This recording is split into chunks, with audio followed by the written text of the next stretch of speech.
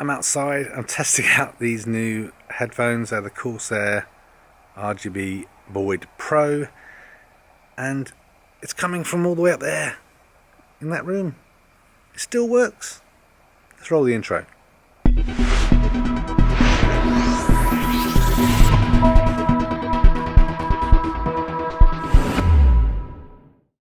Right, so a slightly odd intro to the video, but I've picked up these Corsair wireless RGB Void Pro headphones.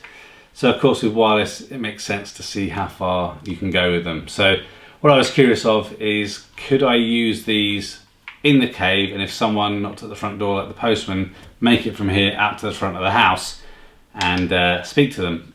And I could. So we'll talk a little bit about the range that I've got, kind of listed specs and everything as we go through. Trying to get into kind of PC gaming again a little bit like I used to. My old headphones are pretty much knackered, so I decided to pick these up. As mentioned, these are the wireless versions. There's a couple of versions available of the Void Pro. The wireless version like I have here costs £105. They do a wired USB kind of end corded version, which is £80, and then they do a version with the jack plug. You can plug into your Nintendo Switch or something, and they cost £55. I will mention that I'll put a link to Amazon where I got these in the description, so if you're interested in picking them up, also help support the channel.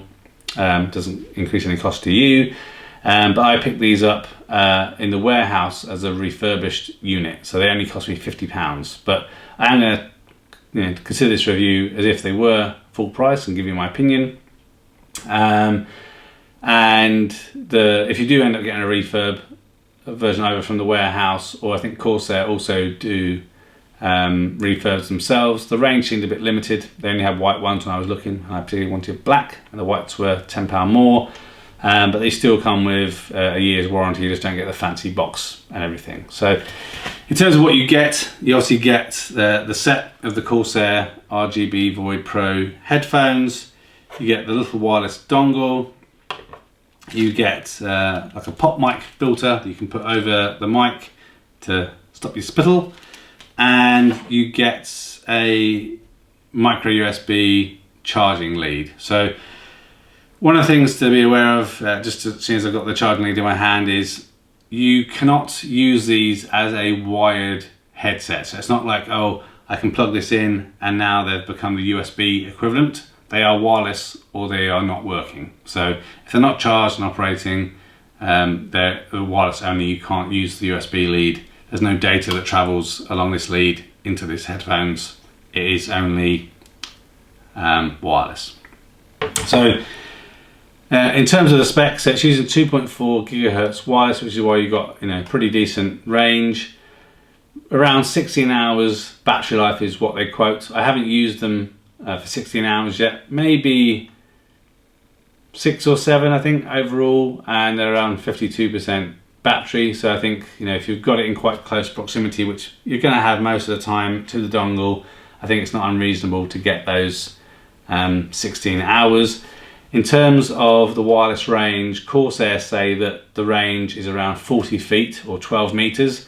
And in the testing that I did, I didn't get dropout until I'd moved 65 feet or 20 meters. Now, that was kind of not direct line of sight, but I'm just heading up the driveway and you can kind of see the window to the cave, and it's a couple of meters into the cave. So it's not directly looking out the window. So I think it easily does the range, as long as you're not trying to get through like 20 brick walls or something. I'm not what I would call an audiophile or audio aficionado, but I know if I think something sounds any good, I'm really happy with the sound quality. There's various EQ settings that you can set on this device. It comes with 5 pre-configured. They're not too bad for music, but for gameplay I definitely decided to kind of change things up a little bit and modify the EQ to my own personal preference to make them sound a lot better. So just keep that in mind when you first get them out of the box.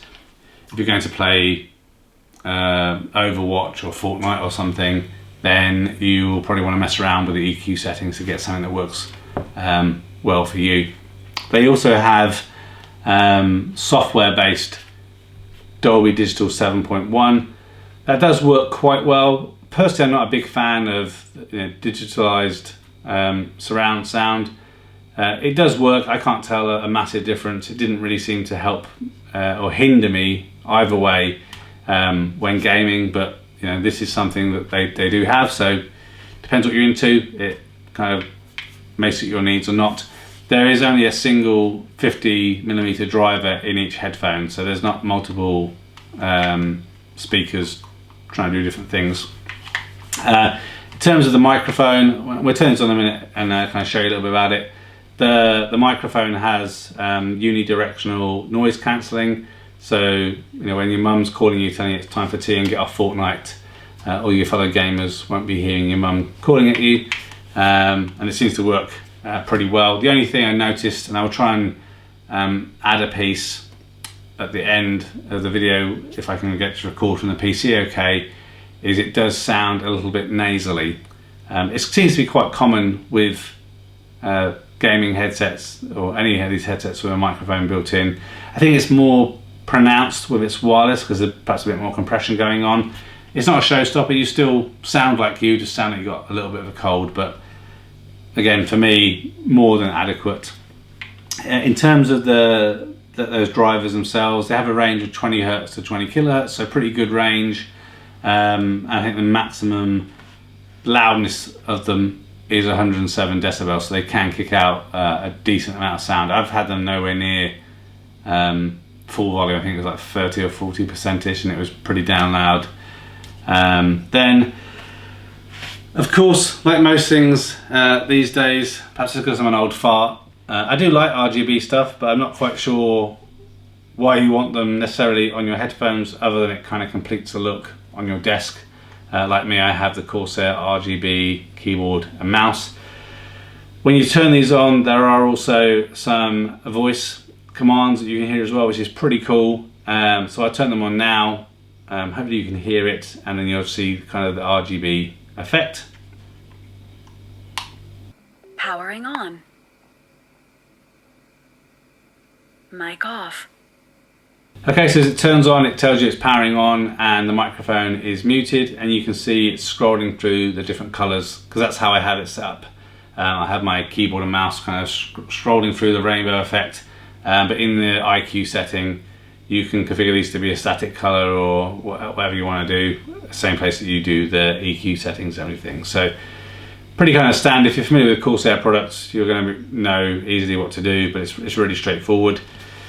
Obviously you can put them flat for storage, but they fold out quite nicely. On the bottom of the left earpiece, you have the micro USB charging slot along with this kind of jog dial. So the jog dial does volume up and down, but also if you press it in and then you can feel there's a bit of resistance. You push it in and move up or down, it will kind of switch you from stereo sound to 7.1 surround sound, Dolby sound as they call it, or also shuffle you through the EQ presets that you've got set up in the software as well. So it works pretty well. On the side, we obviously have the power button along with a manual mute button. So I don't know why you want that. Maybe it's because this does feel a little bit flimsy. I hope it's not going to break over time, but you still have the option to manually mute and unmute. As you can see, there's a little red band around the microphone. That indicates that it's currently in a muted state. When you move it down, it goes off as it's become unmuted. I kind of like that to be green as a visual kind of cue that I'm unmuted, but I guess no color tells you that it's muted anyway. So if you press the button manually, it mutes and unmutes, and obviously if you put it back up again, it will mute, and you hear the nice lady telling you it's muted. So it's fantastic.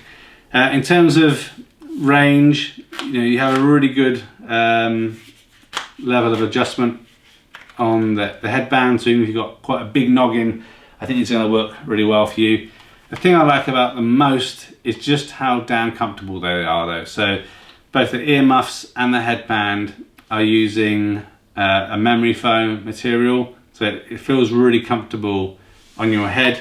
In terms of the kind of how your ears sit, it's got quite a big hole, so for me My ears aren't really touching anything, they're just kind of encompassed in there. There is quite a good sound isolation from the outside world when you put them on. Obviously there is no sound cancelling going on, it's just the fact that they're covered nicely. And you put them on, they just feel like they're floating. It really just feels kind of so comfortable, both the headband and the earmuffs. I've worn it over a couple of hours in a long stint. You just kind of forget you've got them on, they feel so comfortable. I think one of the reasons for that is they are just not clamping your head in a vice like a lot of the headphones are. And I have seen on some forums that there's been some criticism about these Void Pros because of that, because people say if you're shaking your head around and you're banging and doing all sorts of stuff, perhaps you're rocking out to something, they can fall off. I think you're going to have to be quite aggressive with how much shaking and wigging you're going to do. Maybe that's your style if you're gaming, and perhaps then these aren't the headphones for you because you need something that's going to really clasp against your head. But I like the fact that you can hardly feel any pressure and that they are just kind of sat there and you just kind of forget they're on and you just lose yourself in either the music you're listening to or the games that you're playing. So pretty good. I think in terms of really any negatives, it would be nicer, I think, if the microphone would come down lower, because it's not kind of super off-putting, but it is kind of in your eye line. I think I'd like it to come down a little bit lower in line with the chin, but again, not the end of the world. And then the only other thing is this kind of piano black kind of covering on the headphone scratches really easily. So I would say I'm pretty generally careful with my stuff, but already on my own in a week got a bit of micro scratching going on. So again, I'm not going to lose sleep over it. Again, that's really the only critique I have. Another thing that I really like about them is there's good quality plastics all around the product, but they have I think it's aluminium or definitely some lightweight metal material here in kind of that where the swivel movement is, and I guess there's more kind of pressure and movement going to be going on in this part, so they've decided to make that a metal as opposed to plastic, so it should mean that they last a bit longer. But that's it. I'm really impressed with these. Obviously I got a great deal, but I would definitely, after using these for a week or so now, be happy to have paid £105. I think they're a great wireless headphone. And I think maybe if you can't stretch to the wireless because you think it's a bit too steep, but you still want to do gaming, definitely consider the USB version, because they're actually probably slightly better. I would imagine there's not really hardly any noticeable latency with the wireless, but I think you're going to have a slightly less compression and a little bit less latency with them. But I can't tell any difference between these wireless and my old wired ones. Again, they're a bit crappy in terms of latency and stuff, but I can still hear footsteps and respond to things as quick as I would normally. And again, they sound great for just listening to the music or an audiobook as well, whilst you're just kind of chilling out and getting on with other things. So that's it, the Corsair RGB Void Pro. Not quite sure why we have this RGB addiction, but they're pretty damn good. Powering off. Okay, so this is the mic test for the Corsair RGB Void Pro. So hopefully you can hear this clearly and it makes perfect sense to you. Just as mentioned, it may be just a little bit nasally. I'm really happy with the performance of this headset and microphone altogether, and I have no kind of doubts right now in recommending it to you. And on that note, this marks the end of the video and the end of this mic test. Thanks for watching this video. A thumbs up would be really appreciated. If you're interested in other geek type videos, please consider subscribing to Spectrum Geeks. Why not also follow us on Facebook, Instagram and Twitter. And before you leave, why don't you check out one of these other videos that may be of interest. Thanks again for watching.